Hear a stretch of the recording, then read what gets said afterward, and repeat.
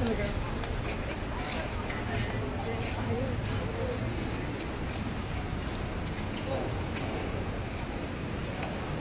Oh, baketa, baketa!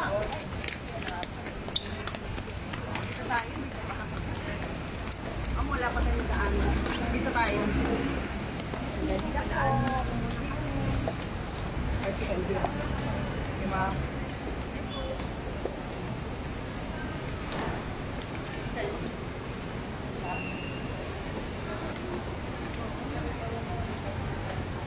Wala kang papasok sa loob. Ang media po na, wala po. Yes, brother dom ay classmate daw ni Albert.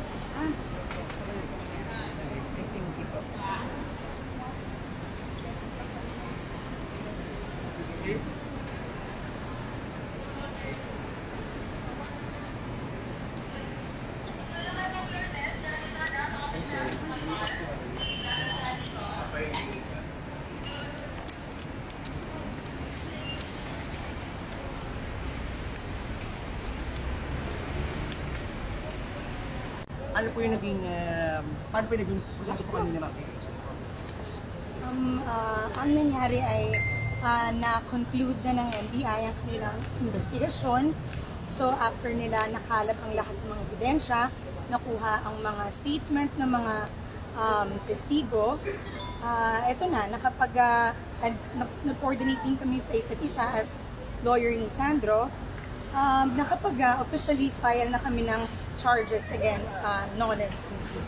How confident are you, ma'am, dito sa case? Oh, the evidence is strong. We have the evidence that we need. So, yeah, we will get the justice. Attorney, ano po yung sinapang kaso? Sinapang kaso nga. Attorney? It is rape through sexual assault and acts of disabuse. Several acts. Counts. Ma'am, what's the next step po after po nang mangyari? Ang nasa DOJ na ito, so magkakaroon na ng preliminary investigation by the DOJ. Thank you so much, ma'am. Kasabay po ito ng Senate mamaya, ma'am. Magkaiba po ang nasa Senate sa kayo. So, but yes, there is a Senate Today. today. Sandro, how do you feel now? Okay lang po tanongin, ma'am. How do you feel now? No comment po. The truth will prevail. Thank you. Tinanggal ba t-shirt mo, Sandro? Si Richard po yung nagtanggal, Polo po yung tinanggal. Your Honor, hindi po totoo yun.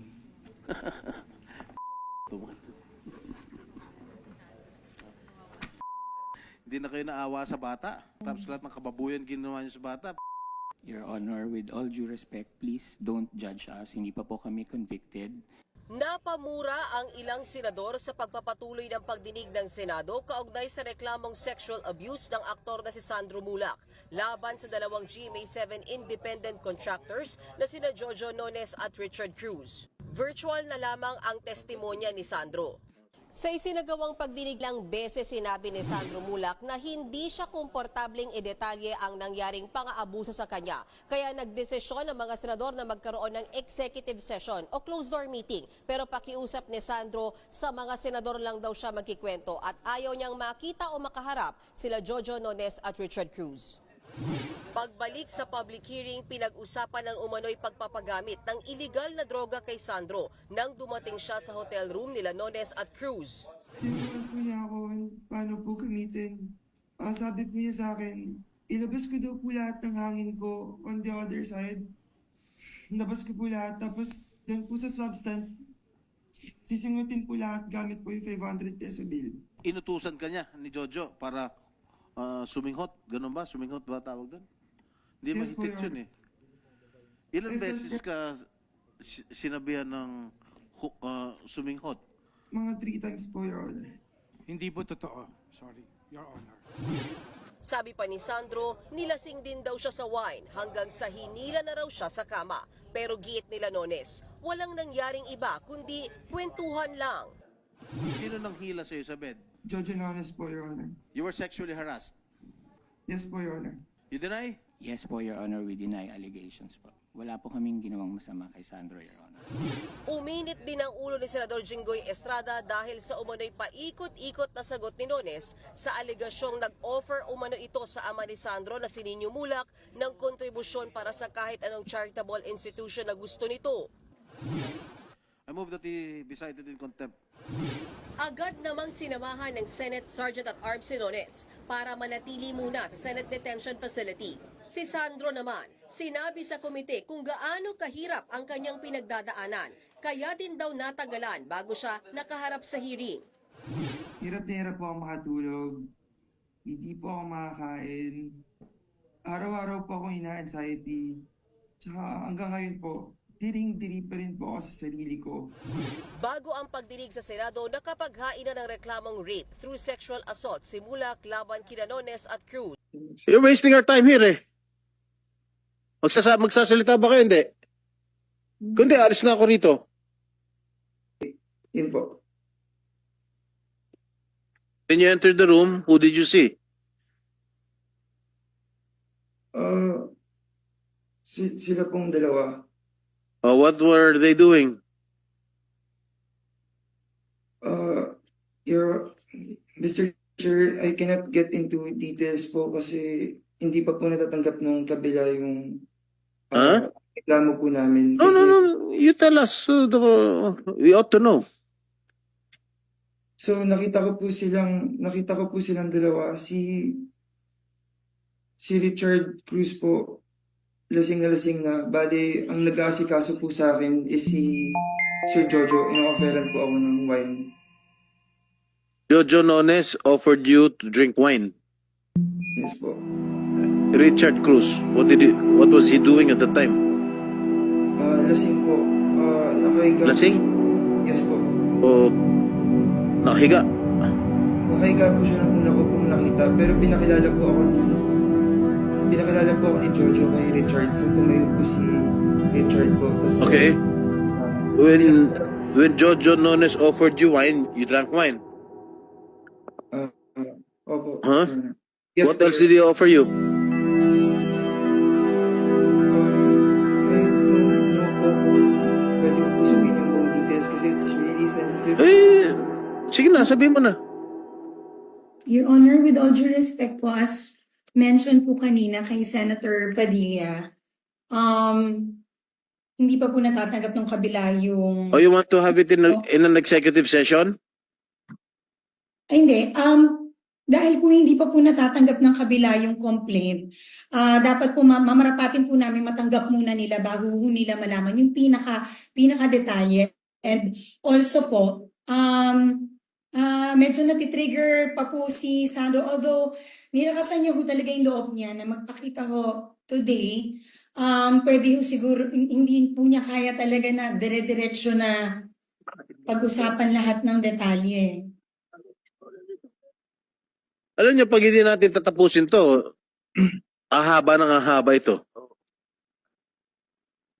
You're wasting our time here eh.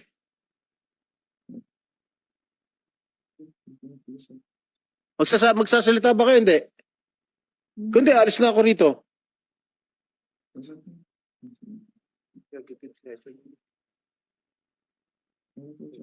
Magsasalita ba kayo? Hindi.